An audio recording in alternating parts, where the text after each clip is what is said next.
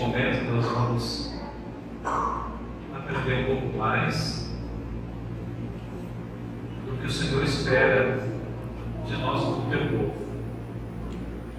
Aqui nessa igreja, Senhor, essa noite, tem muitas pessoas com problemas de casamento, problemas com os filhos, problemas de emprego, problemas emocionais, talvez depressão. O Senhor sabe que a nossa vida tem sido muito difícil, muito dura. E a única razão do porquê que a gente ainda persevera pela vida é a esperança que o Senhor coloca no nosso coração.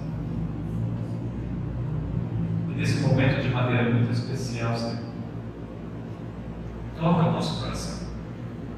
Nos ajude a ter certeza que essa noite nós fomos chamados mais uma vez pelo Senhor. Nos ajude a sentir a Tua presença e a compreender a Tua vontade. Que a gente saia daqui esta noite melhor do que na maneira como nós entramos aqui. E é para a Tua honra e glória que pedimos com humildade, Senhor. Com o senso de indignação que temos no coração, mas com a certeza do mérito de Jesus Cristo. Amém. Domingo passado foi Dia dos Pais. Eu não pude estar aqui, mas quero pegar um gancho nessa data tão especial, embora capitalista, mas na sua essência, no seu significado, é muito especial para todos nós.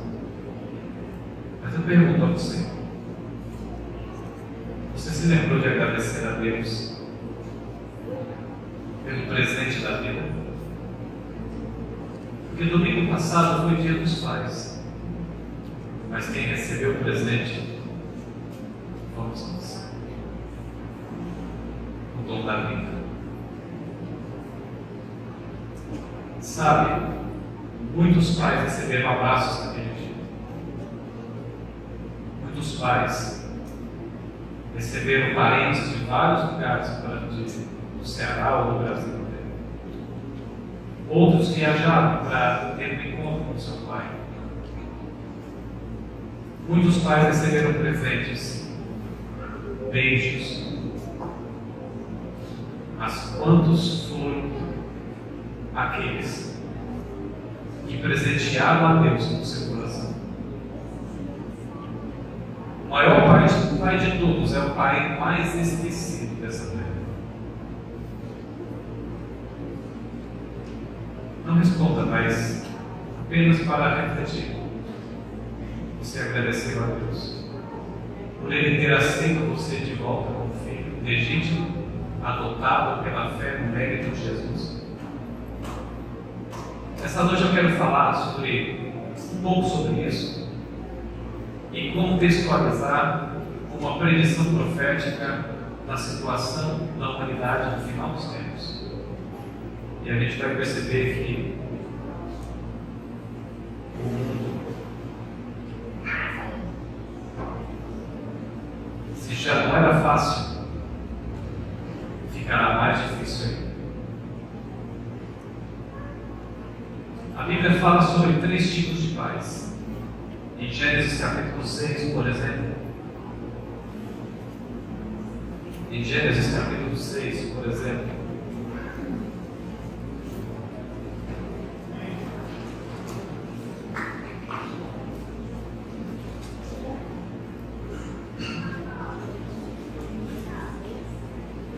O livro de Gênesis capítulo 6, verso 2. Gênesis capítulo 6, verso 2 diz assim: vendo os filhos de quem? Que as filhas dos homens eram formosas. A primeira definição de pai e a primeira definição de filhos é essa que encontramos aqui em Gênesis 6, verso 2. A Bíblia mostra que há aqueles que são chamados, designados como filhos de Deus, e outros que são designados como filhos dos homens. É claro que a lógica, a essência, todos somos filhos de Deus. Mas tem um problema. Deixamos de ser filhos de Deus. Por que deixamos de ser filhos de Deus? Não é que Deus tenha nos rejeitado, Ele não rejeitou você. Ele não nos rejeitou. Mas por causa do pecado e da rebelião, nós é que rejeitamos a Deus como Pai. Foi a humanidade que disse a Deus: basta, não queremos mais ser filhos do Senhor.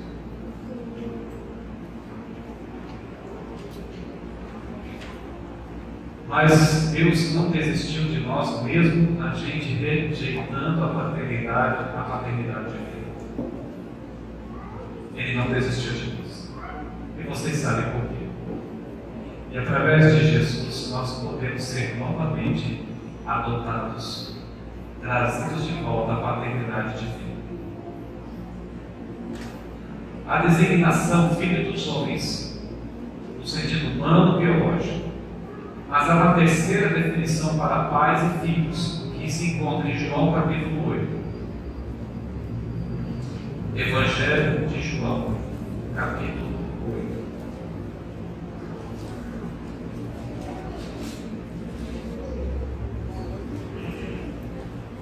O versículo 44.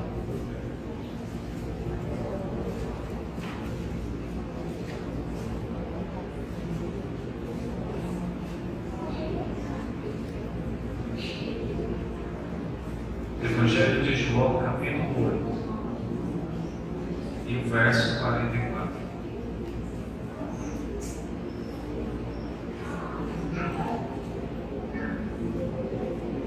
E o texto afirma: vós sois do diabo, que é vosso pai, e quereis satisfazer os desejos.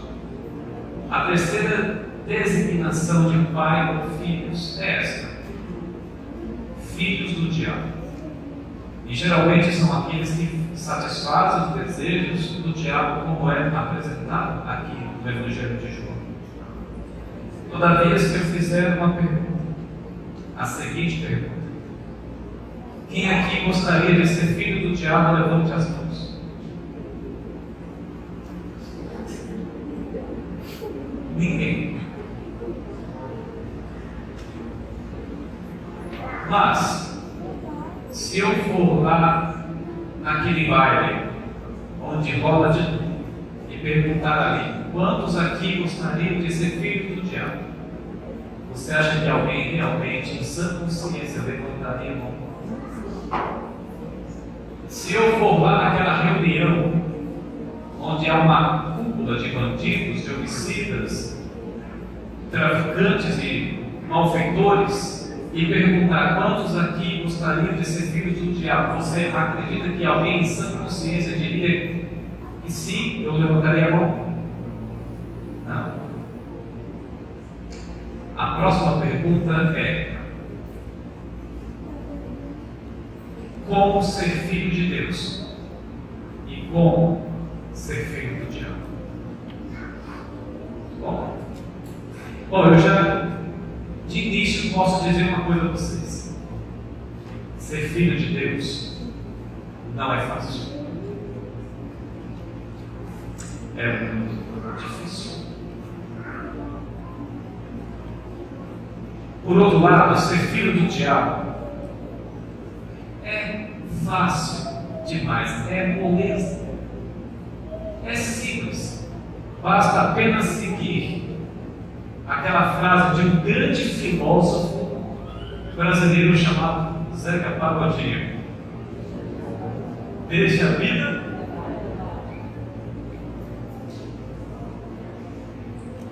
ele não é filósofo, não, acredita nisso. Portanto,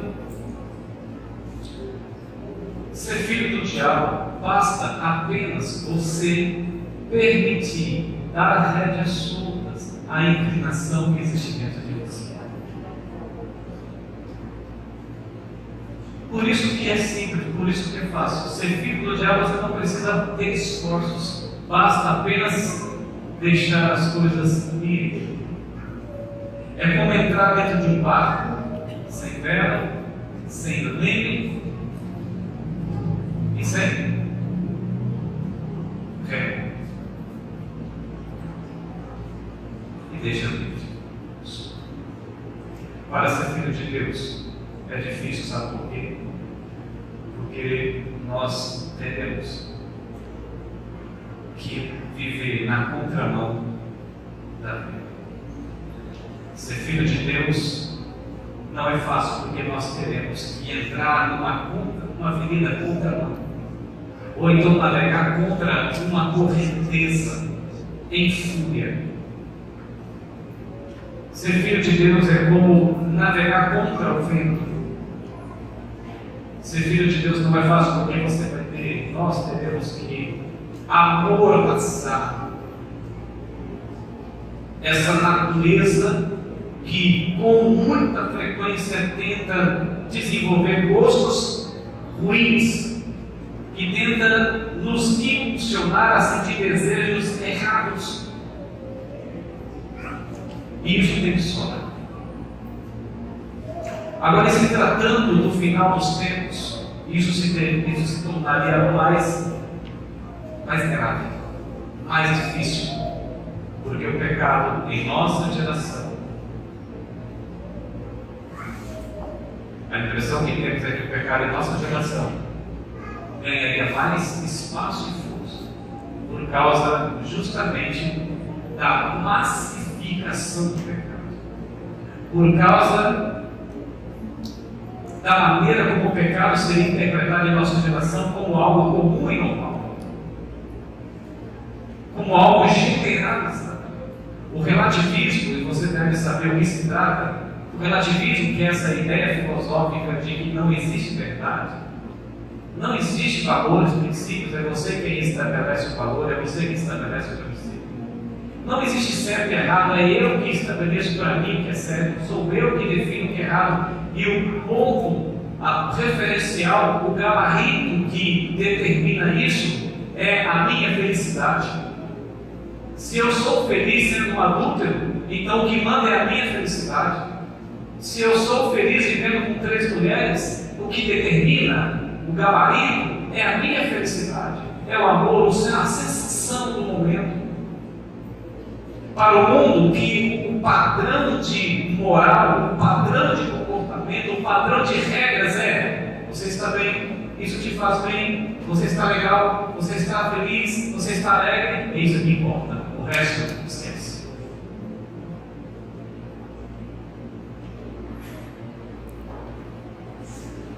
E sabe, em nossa geração isso ganharia tamanha força, que a mentira e a verdade quase que são hoje, quase que imperceptível aos olhos humanos.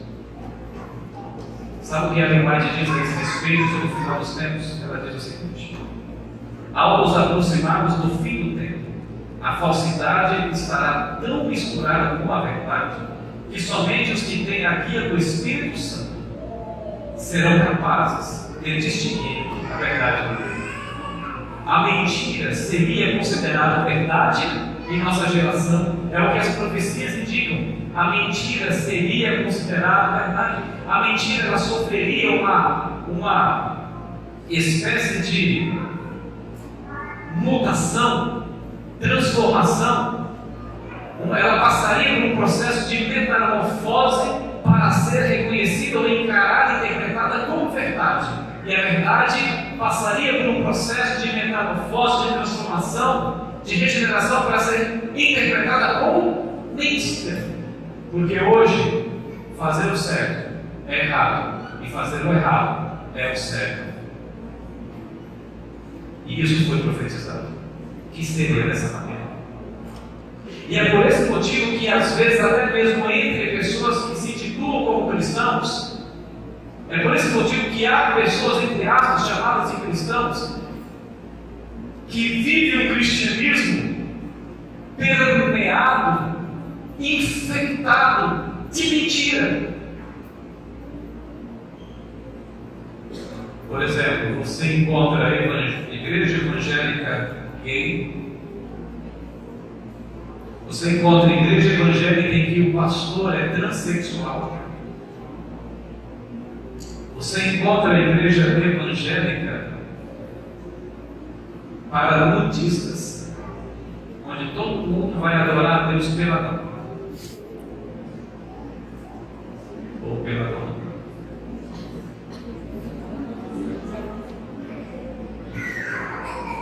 Você está duvidando disso? Ah, ok. Você encontra a igreja evangélica onde pode tudo. A única lei é o dízimo. Essa lei não pode faltar. É a única lei. Eu estava evangelizando um bairro lá em Belo Horizonte, Minas Gerais, fazendo um trabalho lá de evangelização, obreiro. E eu estava dando estudo bíblico para uma senhora que ela disse assim para mim, ela era evangélica, ela disse assim para mim: olha, pastor, eu não era pastor ainda, mas ela me chamava de pastor. Olha, pastor, o meu pastor da minha igreja, ele vende droga, ele é traficante.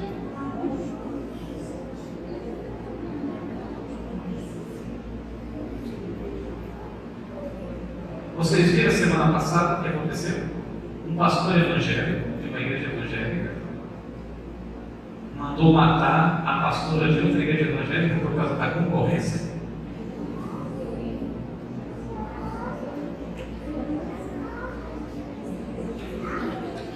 Agora olha aqui para mim. Olha aqui para mim. É muito fácil dizer: eu sou de Jesus. É muito fácil andar com uma camisa escrita 100% Jesus. É muito fácil. Agora eu quero viver a essência de Jesus Cristo. Eu quero viver a essência da religião. E sabe, tudo isso que eu estou contando para vocês, isso aqui é o mínimo.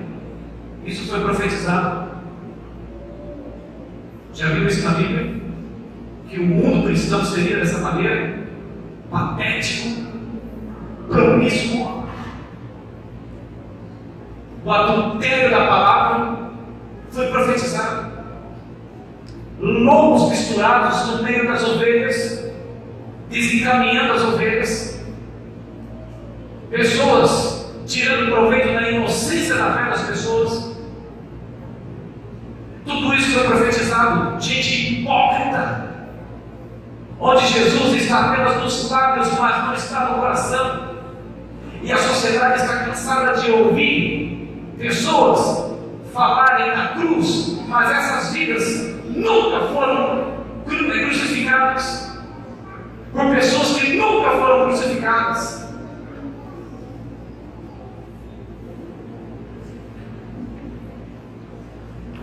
As profecias revelam que os últimos dias seriam mais difíceis, porque os próprios cristãos seriam piores do que as pessoas sem Deus. Isso é profecia também. Tem que mostrar para vocês na Bíblia isso. Isso é profecia. Em 2 Timóteo, capítulo 3.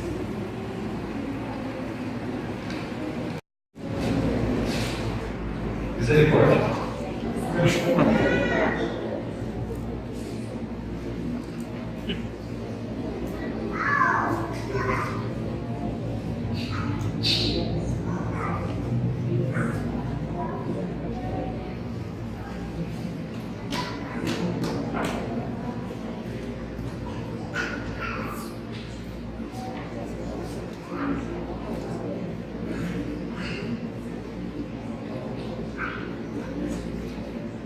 Segundo Timóteo, capítulo 3, versículo 1 em diante, diz assim: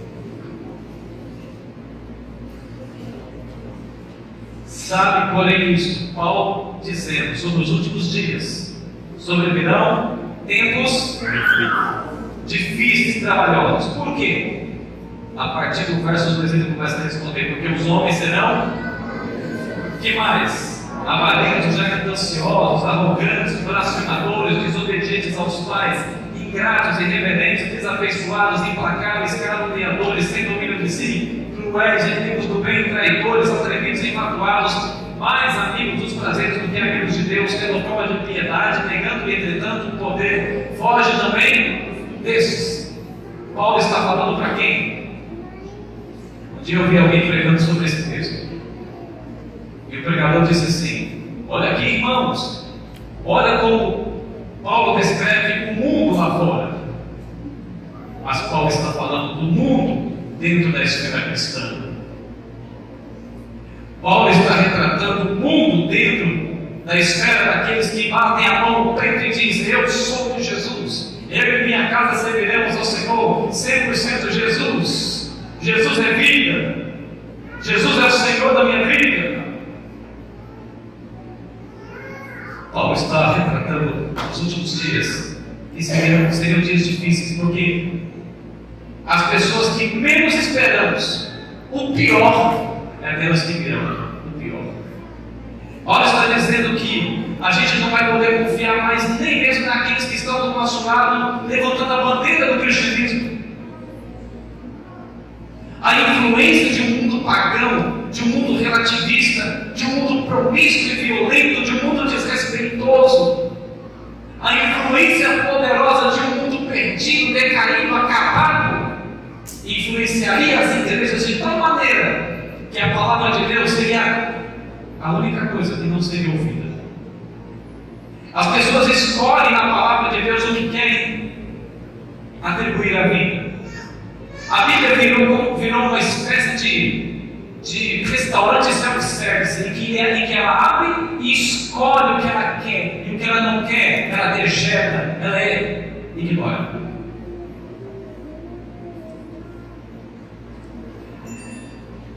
Mas pastor, realmente Paulo está falando do mundo cristão aqui? Sim, sabe por quê? No verso 5 diz assim: tendo forma de piedade. A palavra forma no grego é morfose. A palavra morfose significa casca, aparência externa.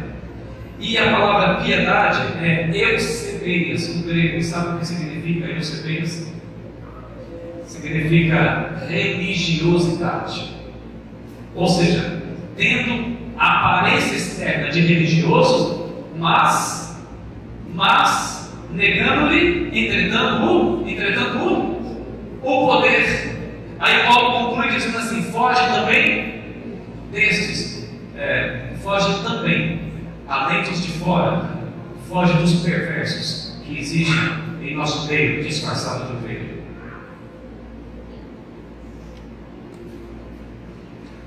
Por exemplo, eu digo para vocês assim: hoje eu também estou de paletó. Significa que antes do paletó eu estou usando uma outra coisa. Paulo está retratando, está dizendo: além dos de fora, sem Deus, foge daqueles que aparentemente estão com Deus, mas não estão.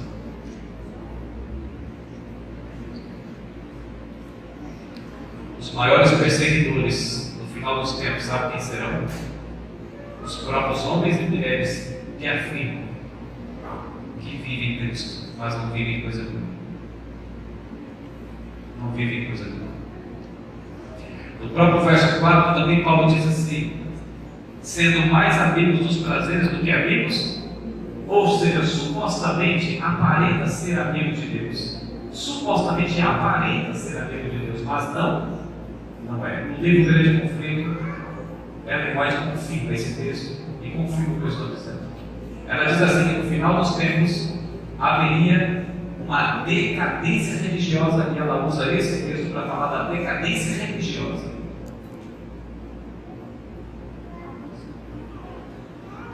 Para ser filho do diabo, não importa se você diz que é filho de Deus. Porque mesmo dentro das igrejas cristãs há muitos filhos do diabo. E por que não em nosso meio também?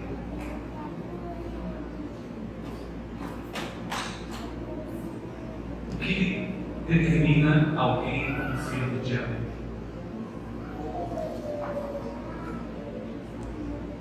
Paulo responde: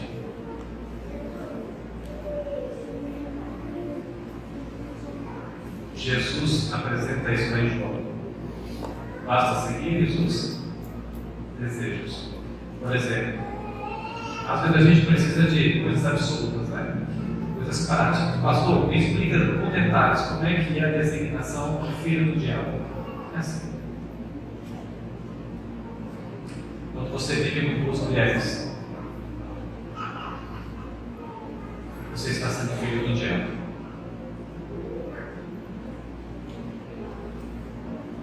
Quando você bate na sua esposa, você está sendo filho do diabo. Não, pastor, mas eu até me batizei. Não importa. Quando você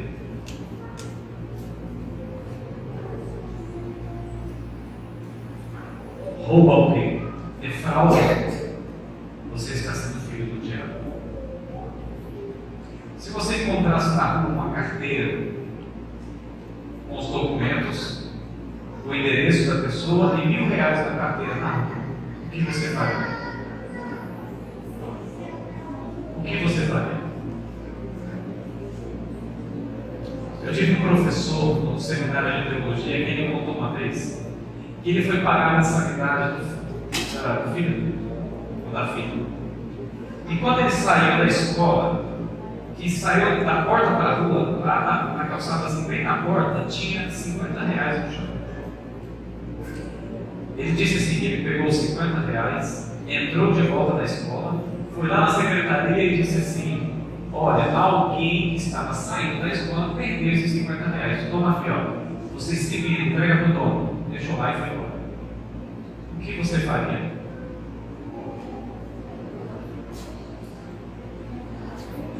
As coisas que você assiste no celular, elas estão dizendo que você é filho de Deus ou filho do diabo? A maneira como você lida com seus filhos, com a sua esposa, com o seu esposo, estão definindo que você é filho de Deus ou filho do diabo.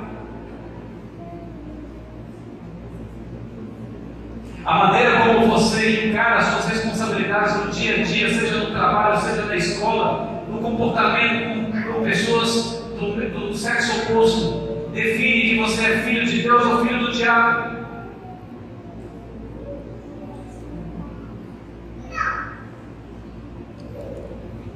Os seus negócios, a maneira como você lida com os seus negócios, onde inclui situações financeiras, define que você é filho de Deus ou do diabo. A maneira como você fala com as pessoas define se você é filho de Deus ou filho do diabo. Na sua fidelidade com Deus, ou aparente fidelidade ou infidelidade, está definindo o que na sua vida? Se você é filho de Deus ou filho do diabo. No final dos tempos, nós teríamos apenas duas classes: filhos de Deus ou filhos do diabo. Um dia desses eu vi uma figura interessante lá no Facebook. E tinha um homem sentado em cima do muro. Alguém já viu essa figura? Um homem sentado em cima do muro. Um lado estava o diabo, do outro lado estava o anjo. E o anjo dizia assim: ei, pule para cá, corre enquanto é tempo, saia do muro, corre para cá. Aí o senhor olhava para o outro lado e viu o diabo de braço cruzado, quieto, em silêncio. Ele então voltou os olhares para o anjo de novo, e o anjo insistindo: rapaz, desce, corre, pula para cá, corre, anda. Aí ele olhou para o diabo, viu o diabo em silêncio de braço cruzado. Ele ficou curioso, em cima do muro, olhou para o diabo e perguntou: camarada, o anjo lá está lá, insistindo, teimando, sendo perseverante para eu pular para lá, e você está quieto, não fala nada. Então o diabo quebrou o silêncio e disse: é porque o muro é meu.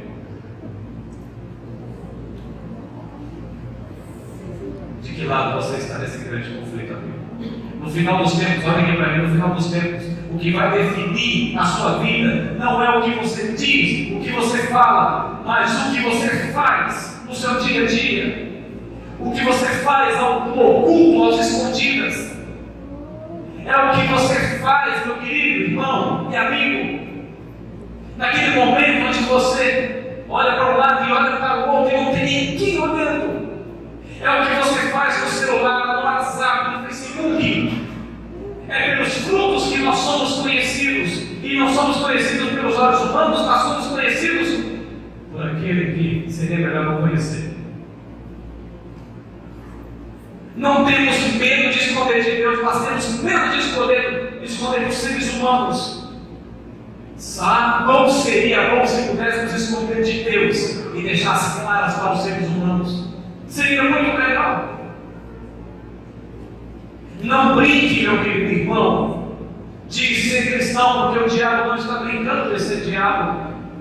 As profecias estão se cumprindo assim, de maneira extraordinária, como nunca antes. Nós temos o privilégio hoje, nós somos privilegiados porque estamos vendo essas profecias se cumprirem diante dos nossos olhos, bem debaixo do nosso nariz. Há 30, 40, 50 anos atrás, os adventistas que viveram naquele tempo não viam tantas profecias se cumprindo como estão se cumprindo hoje. Mas o que me assusta é que parece que aquela geração de 50 anos atrás parecia ser mais fervorosa do que a geração atual, que está vendo as profecias se cumprirem. Nenhuma geração pode ter tanta certeza da segunda vinda de Jesus quanto a nossa geração. Nenhuma. Porque nós estamos envolvidos nesse emaranhado de profecias cumpridas. E outras mais estão se desenrolando. Não busque felicidade nessa terra. Não negocie os seus valores. Não importa o prazer que você tenha que sacrificar. Olha aqui para mim, não importa o prazer que você tenha que sacrificar, não importa. Minha esposa de vez em quando pergunta para mim assim: amor, você está feliz? E eu digo: não.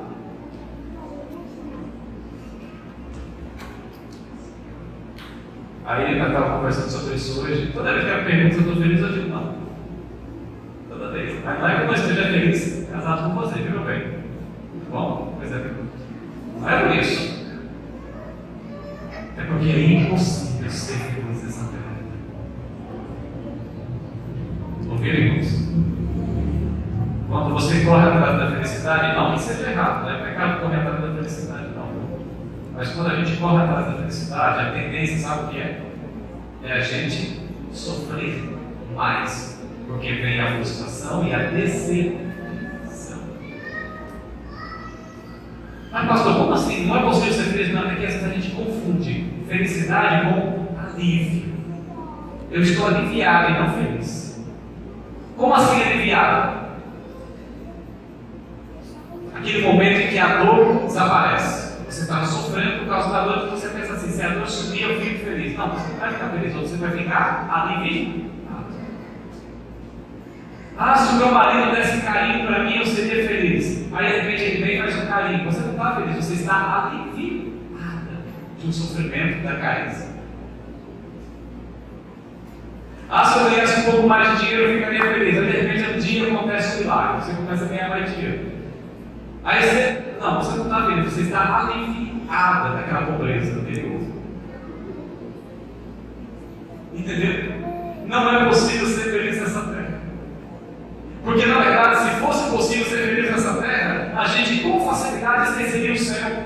Até um dia uma jovem falando, conversando comigo, eu falei assim: minha filha, é melhor na verdade ser infeliz, sabe por quê? Ela ficou assustada: cara, eu tenho o direito de ser feliz? Eu falei: não, você tem o direito de ser feliz, só tem um problema. O problema é que se você for feliz ou infeliz, aí que você vai esquecer de Deus. Você quer ver o momento que a gente não ora? É quando tudo está bem. É verdade ou não é? A gente não ora quando está tudo bem. A gente, não é verdade? Aí a gente levanta de manhã com preguiça. Estou com preguiça de orar, quando está tudo bem. Eu tenho que ir embora. Mas quando está mal, quando está tudo ruim, alguma coisa, o mundo desabou na cabeça, aí você procura Deus e levanta até de madrugada. Não levanta de madrugada nem para ir no banheiro. Apertado. Vou esperar mais um pouquinho.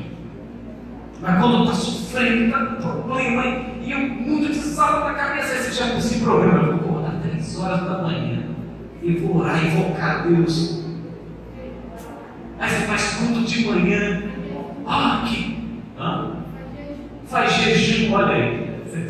carne, sabe?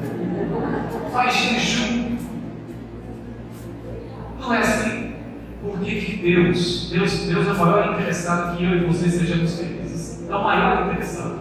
Só que Ele sabe que se Ele promover felicidade na sua vida, você esquece o céu, esquece dele, esquece o mundo por vir. Ele não provoca dor. Não é assim também. Deus não provoca, Ele não é o causador da dor. Mas às vezes Ele permite as tribulações, os momentos difíceis, porque é o único momento que o céu consegue criar uma conexão profunda com você. É por isso que João, quando ele vê os salvos lá no céu, abre sua Bíblia aí. Apocalipse capítulo 14, verso 12.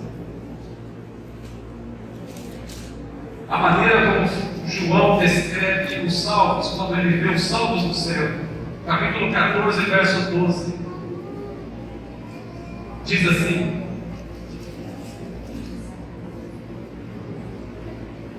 Apocalipse capítulo 14, verso 12, diz assim: aqui está a perseverança dos santos. Olha, esse aqui é um grupo que João viu lá no céu, salvo, redimido. Mas quando João olha para esse povo redimido lá no céu, no meio da glória, sem dor, sem sofrimento, sem angústia, sem mais nada de ruim, quando ele olha para aquele grupo lá no céu, ele então diz assim: esse povo só estão ali no céu porque foram perseverantes aonde? Na terra. E se foram perseverantes, é porque não foi fácil. Foi difícil. Não foi fácil. Mas a razão por que estavam lá no céu, foram vistos no céu, é porque mesmo sendo difícil, não desistiram nunca. Foram perseverantes. Ao lado de Jesus, ao lado de Deus, ao lado da verdade, ao lado deste livro.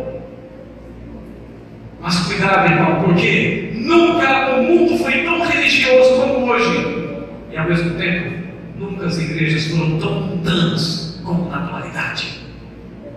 E isso que Satanás quer fazer, com essa pressão popular de um mundo vulgarizado, de um mundo paganizado, relativizado, ele quer influenciar as suas percepções, a sua filosofia de vida, os seus princípios e valores, para diluir de você o absoluto de Deus e construir em você o relativo do diabo. Uma vida relativa, sem valores, sem princípios, onde você estabelece as regras. Nós estamos vivendo nos últimos dias. E salve-se quem? O débil, que é a salvação individual. E todos nós devemos lutar individualmente com todas essas pressões populares que existem por aí. Cuidado com as novelas, cuidado com os filmes, cuidado com os desenhos, porque está cheio de doutrina relativista, vulgar, e que influencia as percepções dos nossos filhos, influencia a construção do caráter da nossa juventude, e influencia a desconstrução de valores dos adultos. Não existe neutralidade em nada. Tudo nessa terra reflete um conflito entre o bem e entre o mal. Não existe neutralidade. Não existe neutralidade na música. Não existe neutralidade no filme que você assiste. Não existe neutralidade na novela que você assiste. Não existe neutralidade nos argumentos acadêmicos e filosóficos desse mundo. Tudo está com a mancha da bandeira do bem ou da bandeira do mal? E eu termino perguntando: de quem? Você vai ser filho de quem? Mas para ser filho de Deus, nós temos que ser crucificados todos os dias. Todos os dias nós temos que ser crucificados com Jesus Cristo.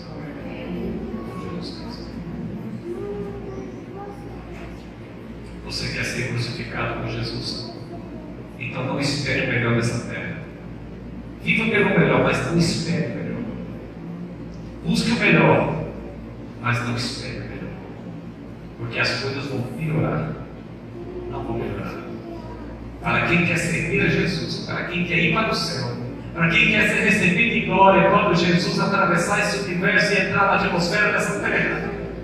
Para esses, disse Paulo lá em 2 Timóteo 3, verso 12 e verso 13: o mundo irá de mal a pior, enganando e sendo. Essa é a profecia para o fim. E é isso que vai acontecer. Você quer ser chamado de filho de Deus?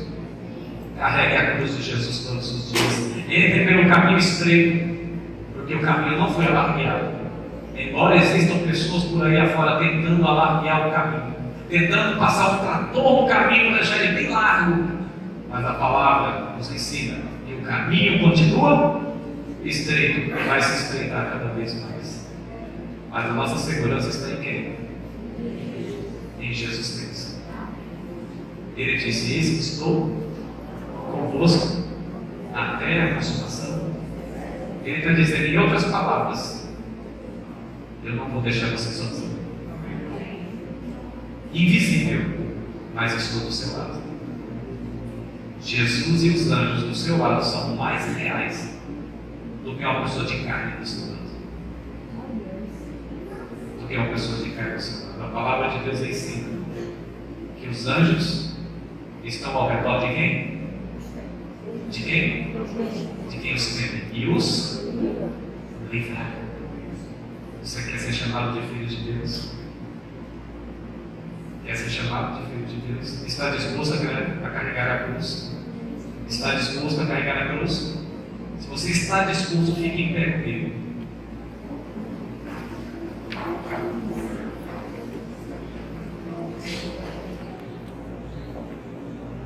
Nesse momento, você que está disposto a carregar a cruz, não importa o que aconteça, não importa o sacrifício, você tem que dizer, e você vai dizer para o seu colega do lado: eu não perco o céu por nada dessa vida. Diga para o seu colega do lado: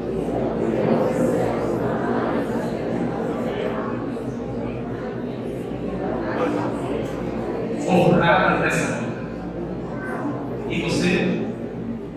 Por nada dessa vida.